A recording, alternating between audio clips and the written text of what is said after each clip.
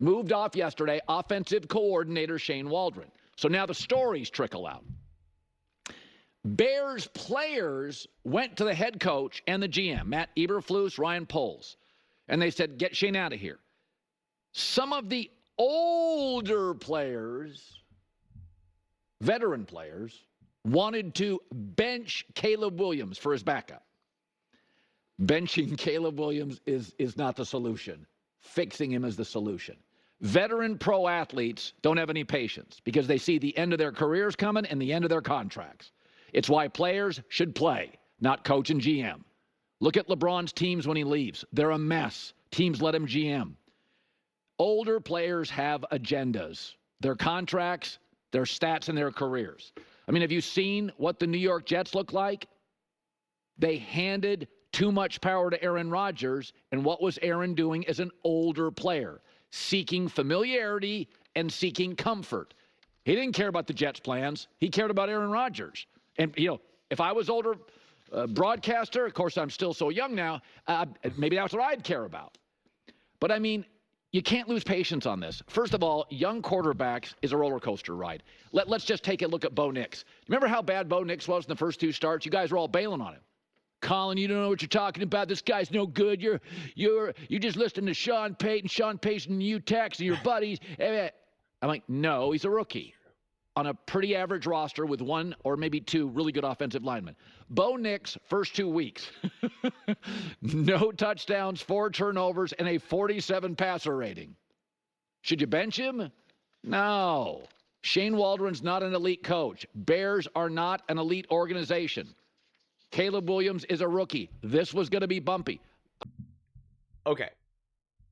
Let's talk about this. This is such an interesting thing, and I've pointed this out before, really for a different team, actually, really the Indianapolis Colts more than anything, with AR versus Joe Flacco. This is the reality for these players. Now, veterans doesn't mean like older, like they're at the end of their career. So it's like, I feel like when he was kind of saying vets, he was pretty much implying like some players that were on their last leg. Maybe they were, I don't really know. But the reality is this: it's always a hard sell when you think that you have to help develop another player, a quarterback, because at the end of the day, and this is why teams have to work so hard to build this feeling of team, of family, of connection. We're in this together, right? We, not me. I mean, like, coaches do that from as soon as you're 3 years old, right? Like, from the very beginning of you playing sports, it's always like teamwork. There's no I in team. But the reality is that when you get older and you are now playing at these high levels, and no matter what level you're at, quite frankly, high school and onward, it is a lot of me. It is a lot of I. You are out for your own incentives. Anyone who's worked a job knows this as well. Whether you're doing like a blue collar, white collar, it doesn't matter. Companies always try to act like we're a family. It's like, okay, can you give me a little bit more money? I have some bills that I need to pay. Wow, sorry, my hands are tied. I thought we're a family. Can't you help me out? I can't work tomorrow. No, I need you to work tomorrow. I know, but I really can't. I got to take my mom to a doctor's appointment. You got to show up. I thought we were a family. Like, it's always a family. It's always we when it's convenient. And this is what's tricky, because a majority of the players, I'm going to say 99.99999, honestly, I'm going to take that back. I'm going to say 100% of the players, they're not there for Caleb Williams. They're not in Caleb Williams' story, okay? This isn't where they're all just part of Caleb's Disney Channel original movie here. That's not what this is. They're the main character in their own movie, their own story. They're trying to build their careers, provide for their family, compete for Super Bowls, whatever it may be, whatever their incentive is, whatever their true aspirations are, Hall of Fame, legacy, rings, whatever it may be. So yeah, when they see a quarterback who's not playing good enough, they don't want to be around it. It's exhausting. Football is exhausting. It is brutal. Ask any ex-NFL.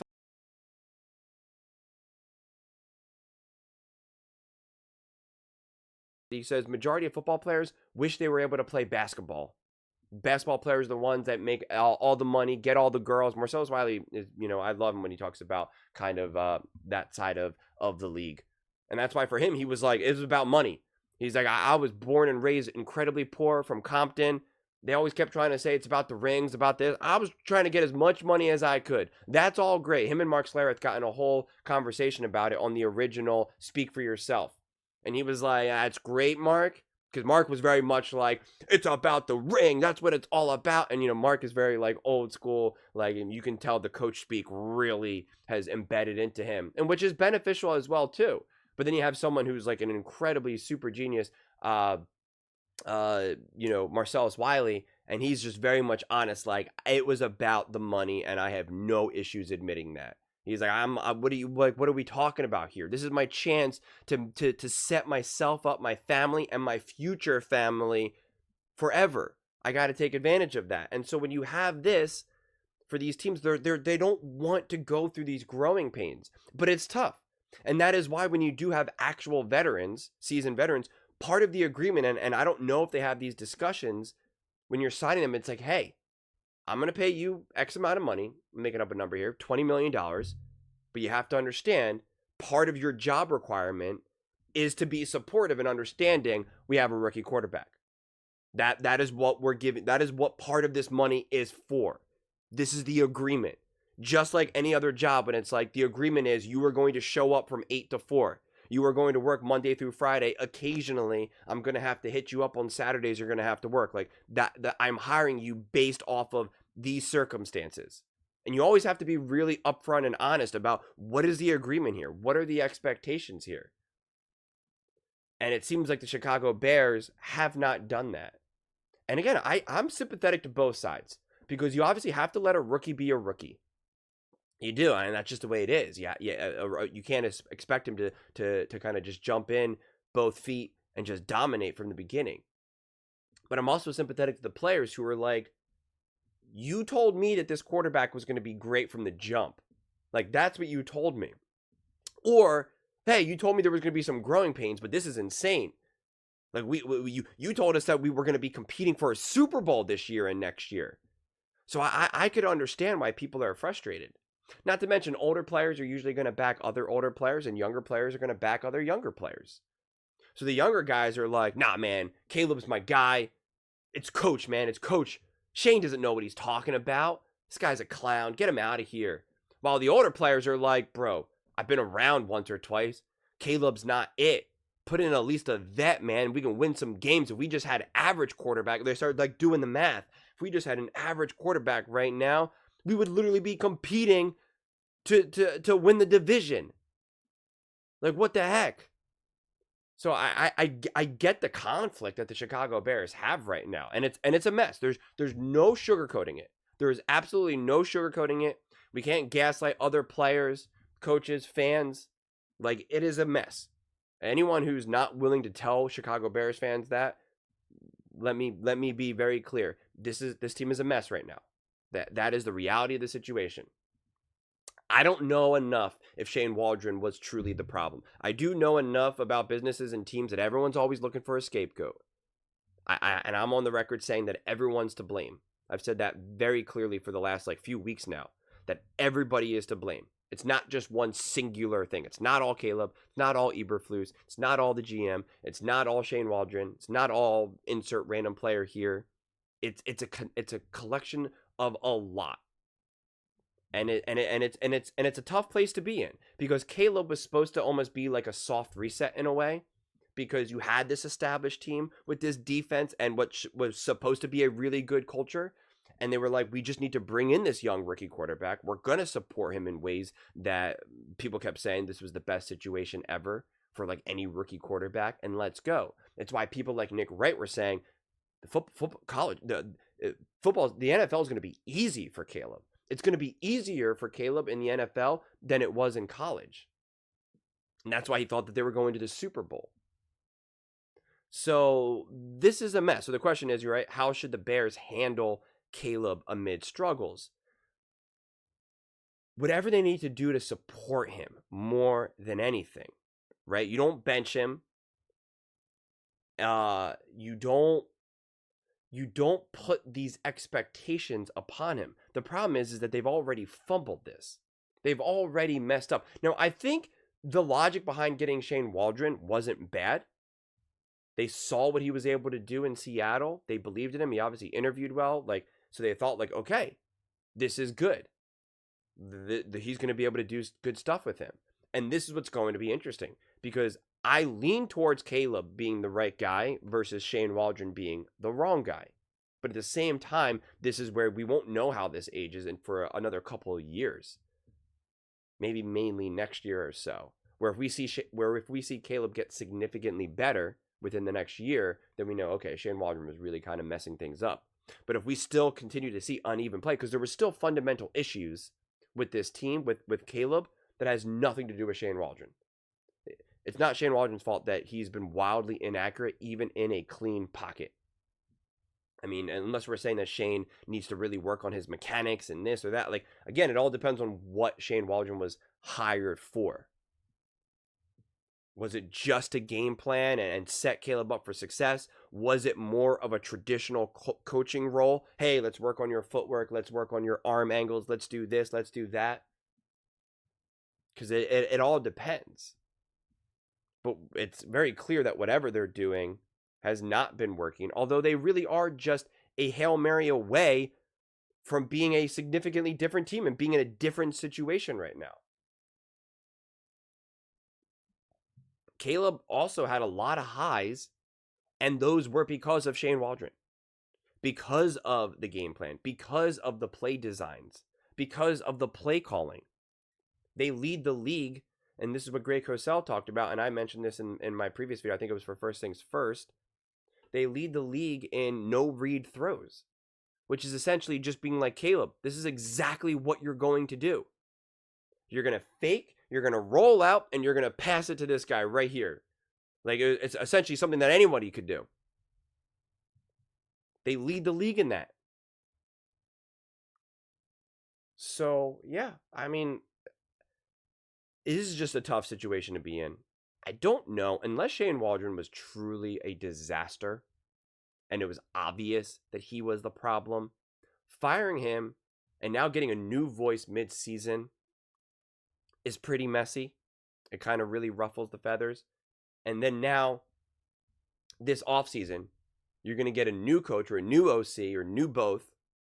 That's now more new voices in your ear. And it's just making things messy. It's just we're just stirring this all up right now. And it's unfortunate. There really is no right or wrong answer. People are going to try to convince you again that there is a right. Oh, they should have stuck with Shane. Oh, they needed to fire him. Oh, they should fire Eberflus right now. The reality is that this is definitely more art than science at this point. I would have sat Caleb. If we're seeing what Caleb is doing right now, then it was obvious that Caleb was not ready to play right now.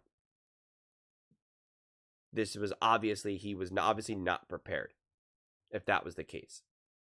If we're seeing this right now, to me, that's what I lean towards. They probably should have just sat him for another year. Even though he had all this hype, all this attention, #1 overall pick, it was a lot easier for them to do that, for the Chiefs to do that with Mahomes. There was less hype. In fact, people even questioned, why did you even draft Mahomes in the first place? So it was kind of like, hey, we're going to sit him for a year, and I don't think the Chiefs really took that much heat necessarily. You also have the established history of Andy Reid, Alex Smith. So it was like an easier sell. Chicago Bears, if they drafted Caleb and said, hey, we're going to sit him, people would have been like, what are you doing? This is crazy. So I could see that. But again, the one saying is, I forget who said this, a famous coach, once you start listening to the fans, before you know it, you'll be sitting with the fans. So this was obviously mismanaged pretty poorly. I imagine it's going to get worse. I really do. I imagine they're going to have a few more really, really bad, dare I say, embarrassing losses. And I think people are going to continue to rip the Bears. They're going to continue to rip Caleb. They're going to try to say this is proof that he's a bust, that he's this, that he's that. I don't buy into any of that. I do definitely lean more towards this being a coach issue and even to a degree a roster issue with the O-line. But again, the O-line can't explain everything.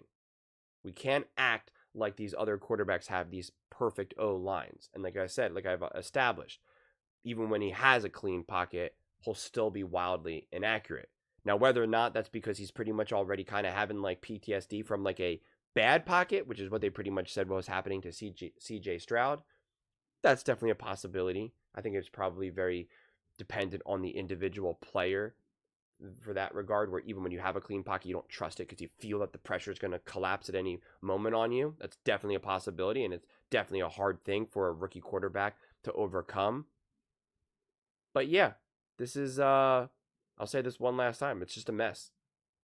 There's just no other way to look at it. It's an absolute mess. Having players wanting to bench Caleb, having other players say, no, get Shane Waldron out of here, right? It's reported that the team has pretty much quit on Eberflus. It's just a mess. It's a mess. But those are just my thoughts.